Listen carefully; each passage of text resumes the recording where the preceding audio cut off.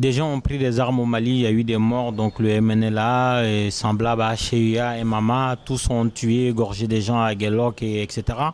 Pourtant, aujourd'hui, le Mali discute avec ces gens. Et on les avait qualifiés de terroristes, puis on les a un peu lavés, essuyés. On les a juste qualifiés maintenant de groupe armé. À côté de ça, il y a Yad Agagali, hein, c'est lui qui contrôle. Si vous pensez que je me trompe, vous pouvez me le dire, parce que vous avez été là-bas, pas moi. Yad Agagali, c'est la personne qui contrôle réellement les choses là-bas. C'est la personne qui a un droit de vie et de mort sur tous ces groupes-là. Et donc, le Mali aujourd'hui a décidé de discuter sur la même table avec le MNLA, en fait toute la CMA, et refuse de discuter avec Yad Agagali qui a coupé des mains. Pourtant, à Bamako, comme l'a dit un consultant de RP Média en la personne de Toto Diarra, à Bamako, quand on attrape un voleur, on lui coupe la main. Quand on attrape un voleur de Jakarta, on le brûle, on lui met un pneu autour de la taille, on met de l'essence, on le brûle. C'est exactement ce que Yad Agagali fait quand il considère que quelqu'un est un ennemi.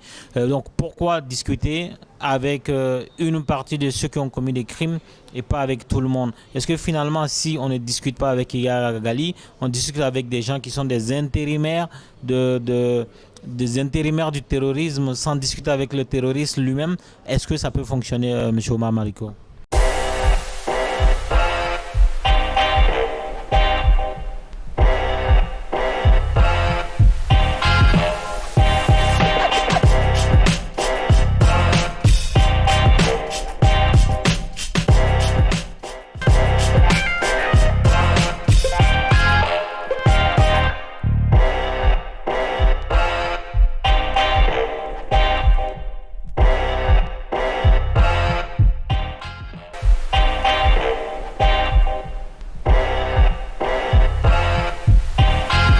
Bon, moi je ne crois pas que Yad Agagali contrôle le mouvement, ce n'est pas mon sentiment. Mais que le mouvement n'ait pas de lien avec Yad Agagali, je ne peux pas le refuter. Mais je ne crois pas que Yad Agagali contrôle le mouvement, le HUA.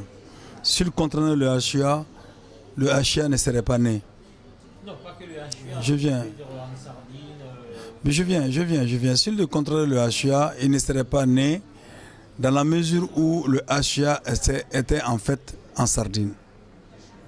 Et qu'est-ce qui a amené à l'existence du MIA, Mouvement Islamique Lazawad, transformé immédiatement après en HUA? C'est la divergence fondamentale entre deux courants en sardine. Yad, qui était l'incarnation d'un courant, qui avait voulu qu'il fallait attaquer les positions de l'armée nationale pour ne pas avoir affaire à la communauté internationale, et avec derrière beaucoup d'autres choses qui montrent qu'en réalité Yad Agagali a un soutien ailleurs, et l'autre courant qui a pensé qu'un dialogue a commencé, il faut continuer ce dialogue-là. Donc ça c'est la HUA. Donc s'il y avait une complicité, un accord aussi contrôlé, il aurait pu mobiliser en sardine en entier pour aller attaquer Kona. Et je suis convaincu d'une chose, ce serait une vraie attaque. Et cette attaque-là n'allait pas être aussi facilement vaincue. Alors donc, maintenant, discuter avec Yad Agagali. Moi je ne sais pas si le gouvernement a déjà refusé ouvertement de discuter avec Yad Agagali ou pas. Mais ne vous en faites pas. Le jour où la France dira qu'il faut discuter avec Yad Agagali, le gouvernement discutera avec lui.